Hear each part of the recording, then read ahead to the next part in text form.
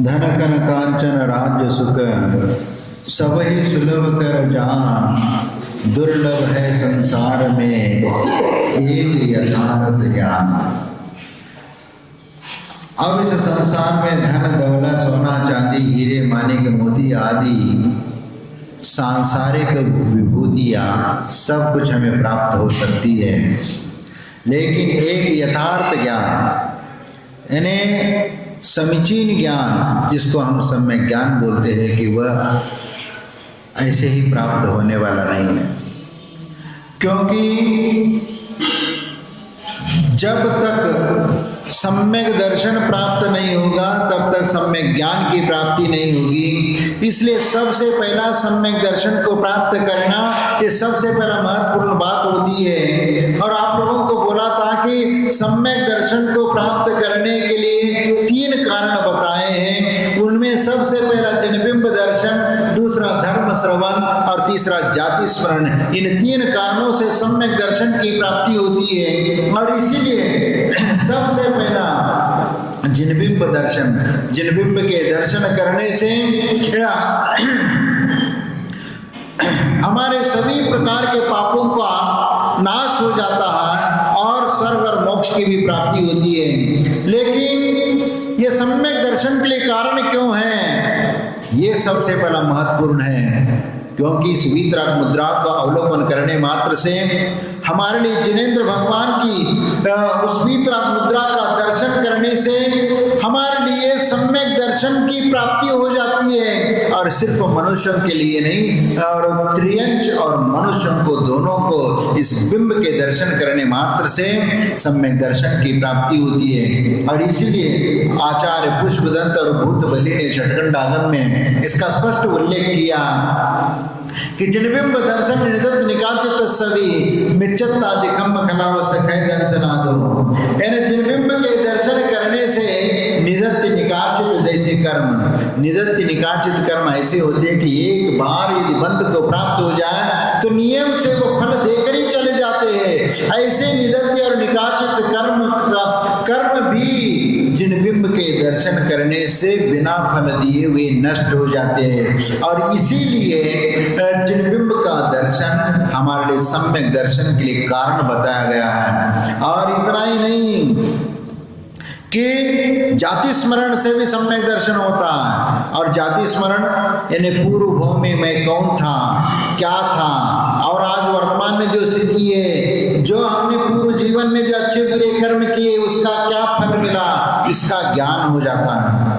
जैसे कई लोगों को पूर्व भव का ज्ञान होने लगता है। जो छोटे छोटे बच्चे होते हैं यानी 3-4 साल के, वो उस समय ही बोलना शुरू कर देते हैं कि फलाने बारे में, पूर्व जीवन के बारे में वो कुछ बताने लगते हैं, जो माता पिता को आश्चर्य महसूस होने लगता है कि ये कैसा बता पाए। और यदि उसकी खोजबीन कर लेते हैं तो फिर मालूम पड़ता है कि हाँ, इस प्रकार की घटनाएं होती है। और इस प्रकार की घटनाओं का जिक्र पुराण कथानकों में भी आया और न्यूज़ में भी इस प्रकार की घटनाएं आई हैं।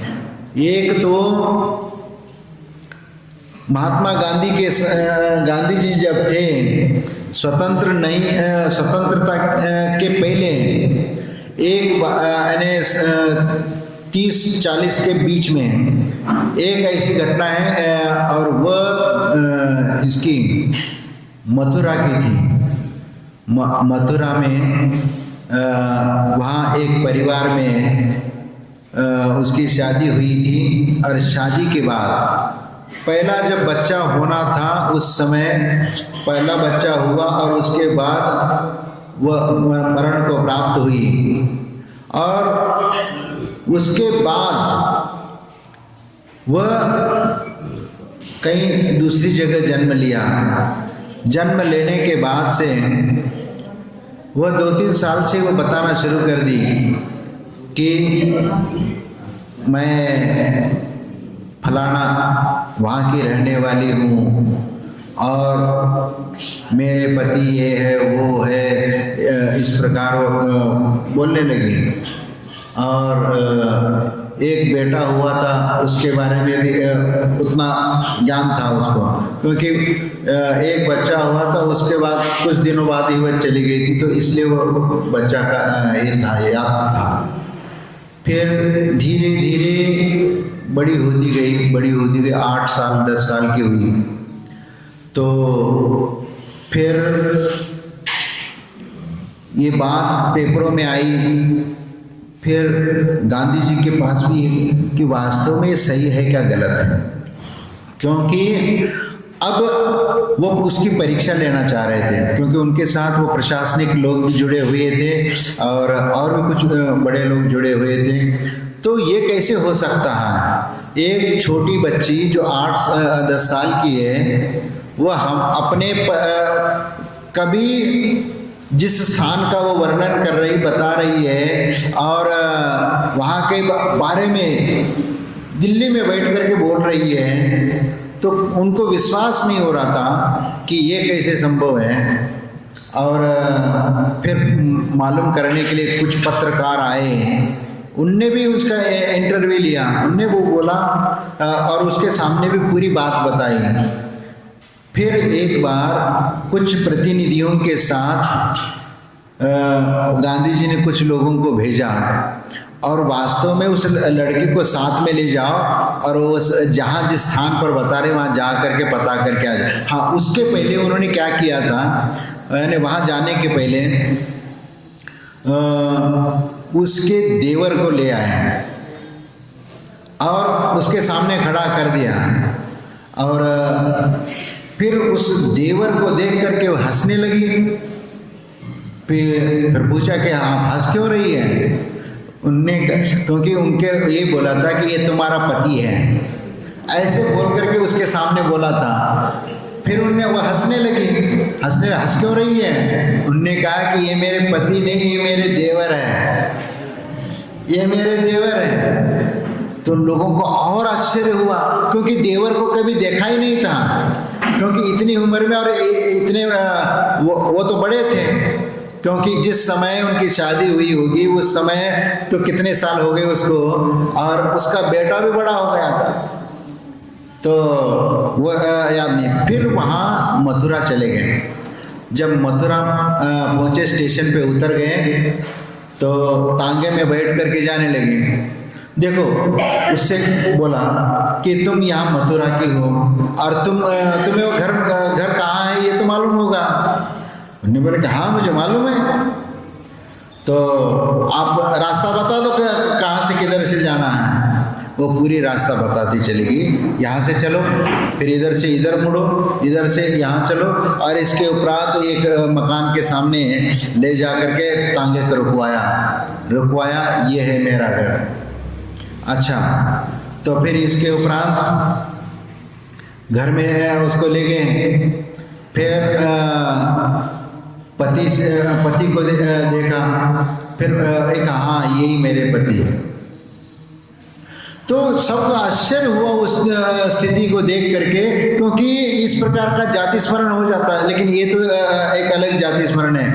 लेकिन हाथी के पर्याय में पार्श्वनाथ का जीव जब था, मरुभूति का जीव, जब हाथी के पर्याय में सालक्य वन में एक उनके जिसके यहाँ पर वह मंत्री थे, जिस राजा के यहाँ मंत्री थे दोनों, कमट और मरुभूति, वो राजा जब पार्श्वनाथ का कमट ने मार दिया था, उसके बाद उनको वैराग्य हुआ। वह दीक्षा लेकर के मुनि बन करके उस सम्य शिखर जी की यात्रा में जाते हुए सालक्य वन में रुके थे, और उस सालक्य वन में वह हाथी वहीं पर था, और वह हाथी चंगाड़ता हुआ आया और पेड़ के नीचे बैठे मुनि महाराज को देख करके वो उसको मारने के लिए आया, और जैसे ही सामने आया वहीं पर वो रुक जाता है और रुक करके देखता है कि अरे ये तो देखा हुआ है। फिर उसको जाति स्मरण हुआ कि नहीं, अरे ये तो हमारे वो राजा हैं, क्योंकि फिर उनको स्मरण आया। और उस समय फिर मुनि महाराज जब ध्यान से उठे तो उन्होंने उस हाथी के भाव देख करके और उनको संबोधन करते हुए कहा कि देखो तू ये किस योनि में आया है, और उसको सन्मार्ग का उपदेश दिया, 5 अनुव्रतों का उपदेश दिया। उसके उपरांत वह 5 अनुव्रतों को ग्रहण करके फिर वो समाधि पूर्वक मरण कर लेता है। तो इसके उपरांत वहाँ से फिर तो स्वर्ग और ये होने लगा। उसके बाद दोबारा वह त्रियंच पर्याय में नहीं गए, क्योंकि जिस समय वह कमट ने मारा उस समय संक्लेश परिणाम के साथ वह मरण को प्राप्त हुआ था, इसलिए वह हाथी के पर्याय में आया। और हाथी के पर्याय में आने के उपरांत जाति स्मरण, जब वो मुनि महाराज ने बोला कि तुम्हें जाति स्मरण हो गया है और तुम्हारी जिंदगी बहुत कम है, और तुम इन अनुव्रतों को अपना लो और तुम अपना आत्मा का कल्याण कर लो, तो उसको समझ में आया। और उसके बाद से मुनि महाराज का उपदेश सुन के अनुव्रतों का पालन करता हुआ और एक दिन वो मरण को प्राप्त होता है, क्योंकि कमट का जीव सर्प बन करके उसको काट लेता है और कीचड़ में फंसा हुआ था और वहीं पर काट लेता है और वहीं पर वो मरण को प्राप्त होता है। तो इस प्रकार वो जाति स्मरण से उनको ज्ञात हुआ कि ये हमारे राजा है, ये है। इसी प्रकार कई बार ऐसे प्रसंग आते हैं कि गुणधर और विनयधर मुनि ये दोनों साथ में रहते थे, यानी एक मित्र की तरह उन्होंने अपना समय व्यतीत किया था। लेकिन विनयधर मुनि जो थे उनमें एक प्रसंग को लेकर के उनमें मायाचारी के कारण वह त्रियंच योनि में गए, हाथी के पर्याय में। और वह गुणधर मुनि थे, वह अच्छे परिणामों के साथ यानी मासोपवास का करने वाले थे, और वह मरण करके फिर स्वर्ग गए और स्वर्ग से भरत हुए। भरत तो भरत के पर्याय में वो हाथी, त्रिलोक मंडन हाथी बन करके उनके इसमें जन्मा था, और उस हाथी को पकड़ करके भरत को सौंप दिया था। और फिर उस हाथी के ऊपर बैठने का काम भरत का था। उस समय उस हाथी को जाति स्मरण हुआ था, और वह उस समय भरत ने उसको संबोधित करते हुए उनको कहा कि उसको भी भरत को भी जाति स्मरण हुआ कि ये तो वह हाथी है जो मेरे साथ मुनि महाराज था और इस मायाचारी के कारण यहाँ पर आया। और वह शुरू में छटपटा रहा था, वह भरत के सामना नहीं कर रहा था, वह दूर दूर जा रहा था। उस समय भरत ने उसको रोक करके उसको संबोधित किया, देख तू मेरा पूर्व जीवन का मित्र है और तुमने ये कर्म करे हो, इसलिए तुम इस हाथी के पर्याय में आए हो। अब शांति के साथ तुम अब इस धर्म का निर्वाह करो। तुम राजमहल के राज हाथी हो और उसके अनुसार तुम्हें काम करना है। तो उसके बाद और इसके उपरांत उसको संबोधित करके उसको धर्म मार्ग पर लगा दिया, यानी अनुव्रतों का उपदेश दिया। फिर अनुव्रतों को ग्रहण करके वह त्रिलोक मंडन हाथी जब तक भरत के राज्य में रहा वह रहा। और इस प्रकार के ऐसे पुराणों में बहुत सारे कथन आते, जाति स्मरण के कारण पूर्व भव का ज्ञान होता है।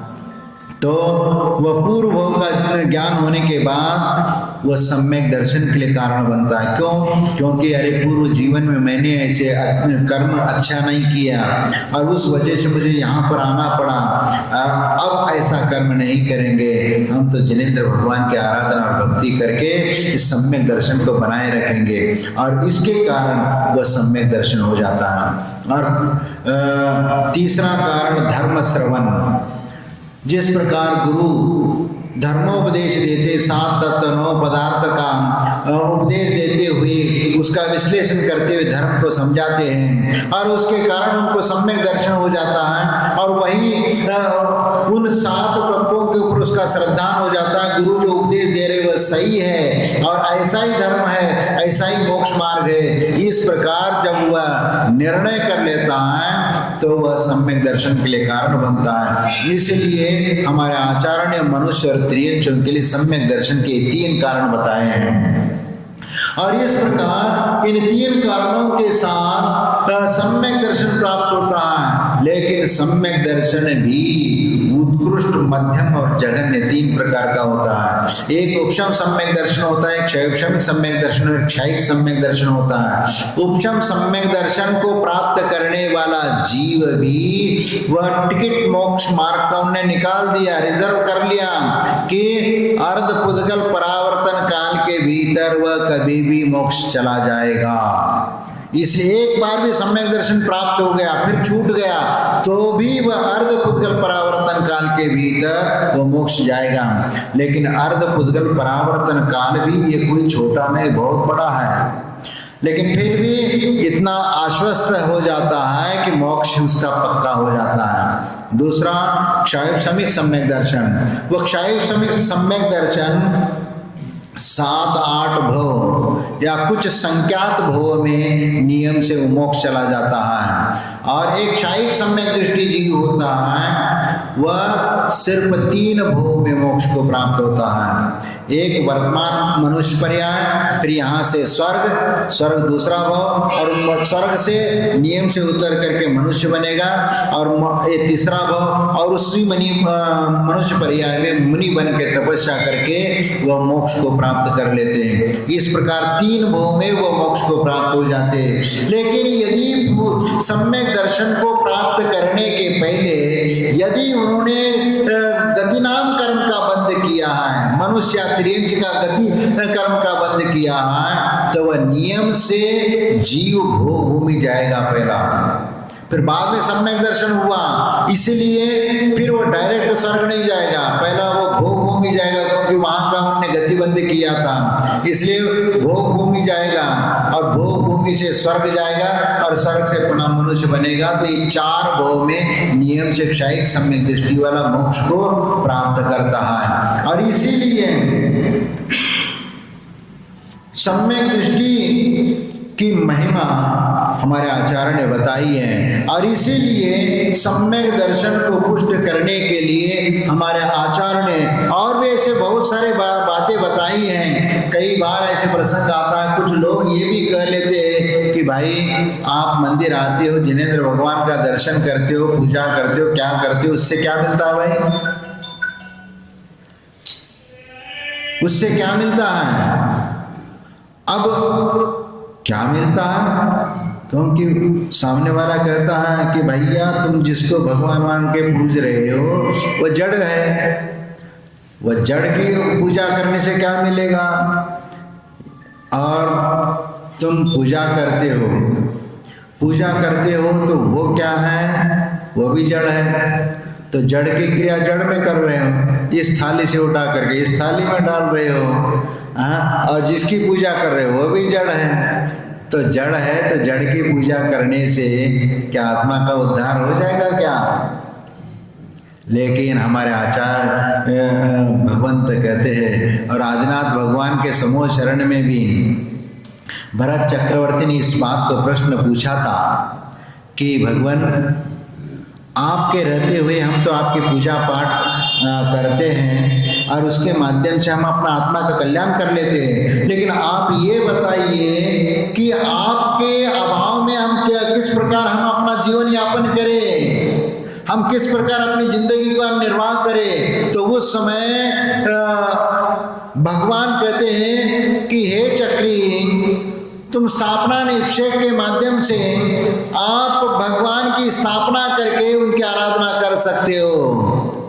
और स्थापना निक्षेप जानते, तत्वार्थ सूत्र में 4 निक्षेपों का कथन किया है। नाम स्थापना, द्रव्य भाव, तत्सन्यास। यानी नाम स्थापना तदाकार स्थापना और अतदाकार स्थापना 2 प्रकार का होता है। अतदाकार स्थापना तो शतरंज में जो मोहरे वगैरह होते हैं तो वो हाथी घोड़ा वजीर प्यादा वगैरह, तो वह अतदाकार, उसका कोई आकार एक निर्धारित कर लिया कि ये हाथी घोड़ा मान लिया और उसके उपरांत उसी खेल को हम स्वीकार कर लेते हैं, वह अतदाकार स्थापना है। और तद आकार तद आकार का मतलब हमारे भगवान कैसे थे, वीतरागी थे, सर्वज्ञ थे, हितोपदेशी थे, तो उनका आकार क्या था? उस आकार के रूप में वीतरागी ध्यान मुद्रा में जैसे वेदी पर हम भगवान को देखते हैं उसी प्रकार उनकी मुद्रा थी। तो तदाकार स्थापना, यानी भगवान का रूप जैसा है उसी रूप में उनकी स्थापना करना है। तो कैसे करना? पंच कल्याण के माध्यम से और अनेक बीजाक्षर मंत्रों से, और उस मंत्रों से शुद्ध करके और सूर्य मंत्र आदि दे करके फिर उस मूर्ति की प्रतिष्ठा हो जाएगी। उसके बाद उनकी आराधना करो। तो इस प्रकार आराधना करोगे तो जिस प्रकार साक्षात भगवान का दर्शन करके, पूजा पाठ करके जितनी असंख्यात गुनी कर्म की निर्जरा करोगे उतनी ही इस प्रतिमा स्थापना निक्षेप के माध्यम से प्रतिमा का विराजमान करके उनकी पूजा पाठ और भक्ति करना, यह भी असंख्यात गुनी कर्म निर्जरा के लिए कारण है। इसीलिए षट्मंड आगम में भी ये कहा, जिन पूजा वंदन नमस्सनी बहु कम पद्य निज्जर उलब्बादो, यानी जिन पूजा वंदना नमस्कार करने से भी असंख्यात कर्म प्रदेशों की निर्जरा होती है, ये शास्त्रों में लिखा है। और इसीलिए हमारे लिए सबसे पहला सम्यक दर्शन को प्राप्त करना ये सबसे महत्वपूर्ण है। अब ये बताओ कि एक बार यदि सम्यक दर्शन होता है तो सम्यक दर्शन प्राप्त करने वाला वह व्यक्ति कहाँ कहाँ उत्पन्न नहीं होता, कहाँ कहाँ पर वह जाता नहीं है। तो ये भी शास्त्रों में हमें बताया है। आचार्य समंतभद्र स्वामी रत्नकर्ण श्रावकाचार्य में कहते हैं कि सम्यक दर्शन शुद्धा नारक तिर्यंग नपुंसक त्वानि दुष्कुल विकृत ताल्पायुर दरिद्रताम च वज्रंतिनाप्यव्रतिका, यानी सम्यक दर्शन से शुद्ध व्यक्ति वह नरक नहीं जाएगा, त्रियंच गति को प्राप्त नहीं होगा, नपुंसक पर्याय को प्राप्त नहीं होगा, स्त्री पर्याय को प्राप्त नहीं होगा, और दुष्कुल यानी नीच कुल में जन्म नहीं होगा, विकृत लूला लंगड़ा आदि नहीं होगा, और अल्पायु यानी छोटा अल्पायु वाला नहीं होगा, होगा तो दीर्घ पूर्व कोटि आयु वाला जन्म लेगा। तो अल्प दरिद्रतांच, और दरिद्र कुल में भी उसका जन्म नहीं होगा। वज्रंत्य नाप्य अवर्तिका, यानी जो अविरति सम्यक दृष्टि है, संयम भी धारण नहीं किया, उसके लिए बात कर रहे हैं कि अविरति है, सिर्फ सम्यक दर्शन प्राप्त किया है तो वह व्यक्ति इन स्थानों को प्राप्त नहीं होता। यही बात छड़ाला में बताया, प्रथम नरक बिन षड भुजोतिष वान भुवन षड नारी, थावर विकलत्र पशु में नहीं उपजत सम्यक धारी, यानी प्रथम नरक को छोड़ करके सम्यक दृष्टि नीचे नहीं जाएगा।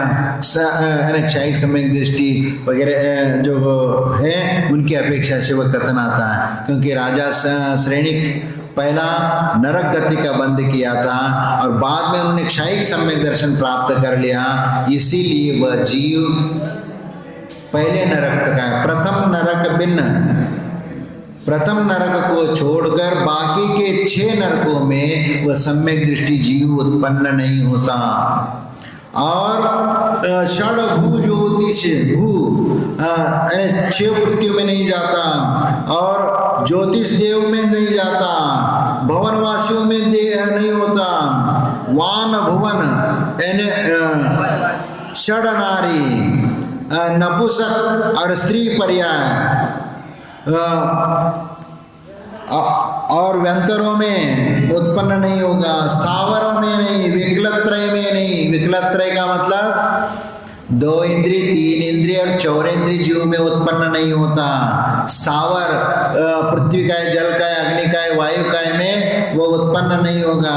इस प्रकार इन सब स्थानों पर और यह लूला लंगड़ा आदि अभद्र और कुरूप आदि में वो उत्पन्न नहीं होगा। जहाँ पर भी जन्म होगा वहाँ अच्छे सुंदर और अच्छे कुलीन घर में और राजा महाराजाओं के चक्रवर्ती के घर में ही उसका जन्म होगा।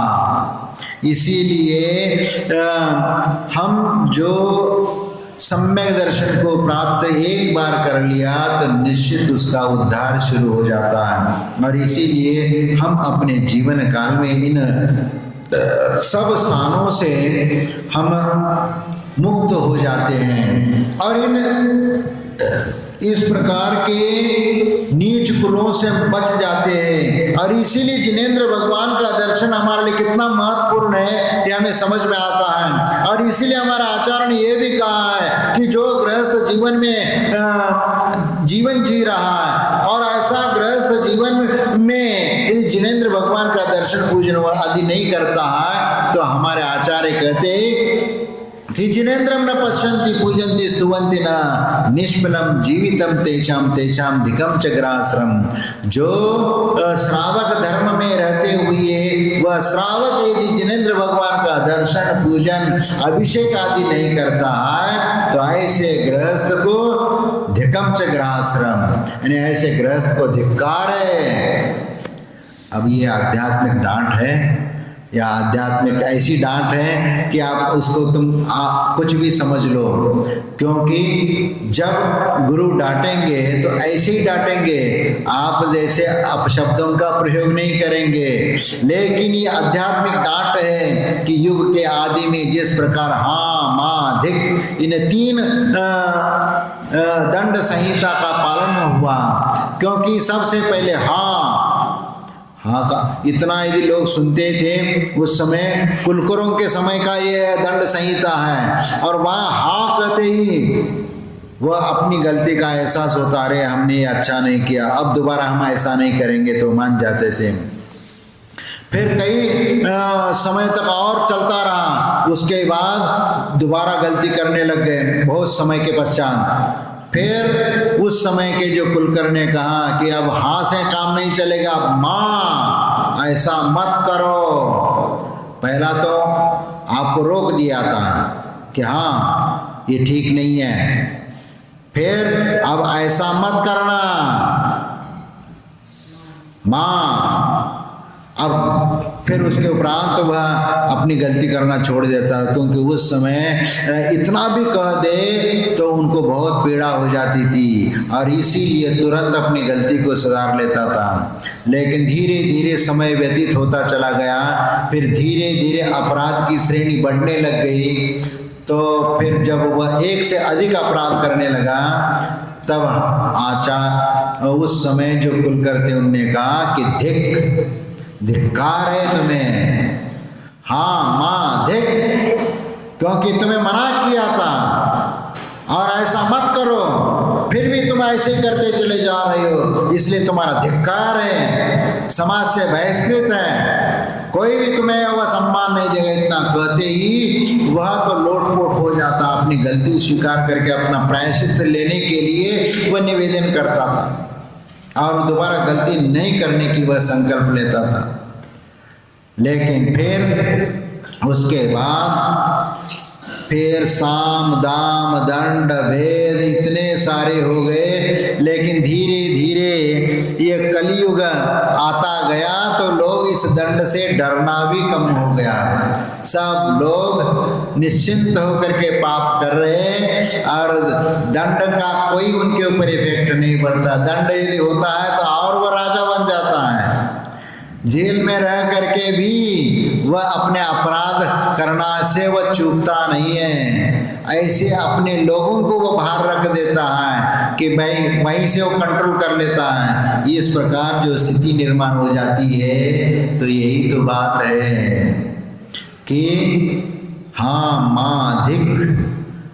ये आपके लिए हमारे आचार्य कहते हैं कि जो जिनेंद्र भगवान का दर्शन पूजन वंदना नहीं करता है तो ऐसे गृहस्थ को धिक्कार है। और इसीलिए विचार करो कि यदि कोई मंदिर नहीं आता हो, जिनेंद्र भगवान का दर्शन नहीं करता हो, तो उनको ये समझाने की भी जरूरत है। जो आते हैं उनके लिए तो कोई दिक्कत नहीं है, लेकिन जो नहीं आते उनको ये प्रेरित करना ये हमारा कर्तव्य होता है। और इसीलिए अनंत जिनेंद्र भगवान की आराधना पूजा करना ये शुभ प्रवृत्ति है। इसीलिए इन क्रियाओं के माध्यम से श्रावक अपना कर्तव्य का पालन करता हुआ मोक्ष मार्ग पर चलता है। और इसीलिए छठखंड आगम में इस बात का उल्लेख किया है कि अरहंत नमोकारो संपत्ति बंदादो असंख्य गुण कारोति तत्वी मनिनम प्रपुत्तिम संगति। यानी प्रवर्त जैसे अरहंत भगवान का नमोकार मंत्र पढ़ना और उनकी स्तुति करना, भक्ति करना, इसमें भी असंख्यात मुनि कर्म निर्जरा होती है। और इसीलिए मुनि भी इस प्रवृत्ति में सम्मिलित हो जाते, वह भी भगवान की स्तुति भक्ति आदि करके वह अपने कर्मों की निवृत्ति कर लेते हैं। और इसीलिए साधु हमेशा भगवान की भक्ति करने में, स्तुति करने में, ध्यान करने में अपना समय व्यतीत कर लेते हैं। और इसीलिए मैं इस सम्यक दर्शन के प्राप्ति के बाद ही हम अपने श्रावक धर्म का पालन करते हुए, श्रावक धर्म का पालन क्या है कि जिन पूजा मुनि दानम करे जो शक्ति रूपेण सम्मा इट्टे सावय धम्मी सो होई मोक्ष मग्गरो।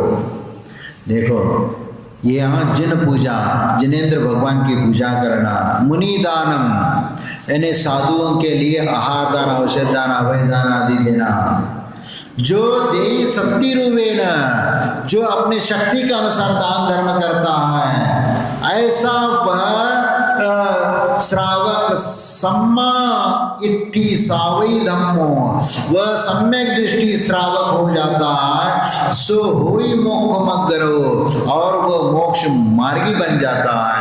और इसीलिए मोक्ष मार्ग पर चलने के लिए वह तत्पर हो जाता है। और इसीलिए हमें तो मोक्ष मार्ग पर चलना ही है, अपना आत्मा का कल्याण करना ही है। और इसलिए उस उद्देश्य को लेकर के हम मोक्ष मार्ग पे चलते हैं।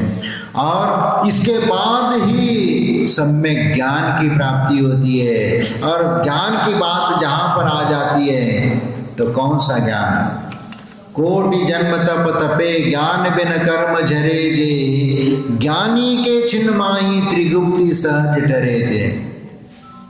आप विचार करो कि कोटि जन्म तप तपे, कुछ लोग कहते हैं कि महाराज कि हमने तो करोड़ों जन्मों तक मुनि बन करके तप किया और आज तक मोक्ष की प्राप्ति नहीं हुई, तो ऐसे मुनि बनने से क्या मतलब? ऐसे मुनि बन करके हम तो आत्मा का उद्धार तो हम कर ही नहीं पाएंगे, तो ऐसे करने से क्या मतलब? अब इसीलिए हमें ये नहीं करना चाहिए, यानी मुनि नहीं बनना चाहिए, इस प्रकार के कुछ लोग उपदेश देते हैं। लेकिन और वही लोग इस पद्य का उदाहरण देते हैं, कोटि जन्म तप तपे, यानी करोड़ों जन्म धारण कर लिया और मुनि बन के तपस्या कर ली, लेकिन ज्ञान के बिना जो आपने कर्म निर्जरा करी, जितनी कर्म निर्जरा करी उतनी कर्म निर्जरा ज्ञानी के छिन्न माही त्रिगुप्ति सहज डरे थे। यानी ज्ञानी व्यक्ति तीन गुप्तियों के माध्यम से, मनोगुप्ति, वचन गुप्ति और काय गुप्ति के माध्यम से एक क्षण में ही वह उतने कर्मों के निर्जरा कर लेता है।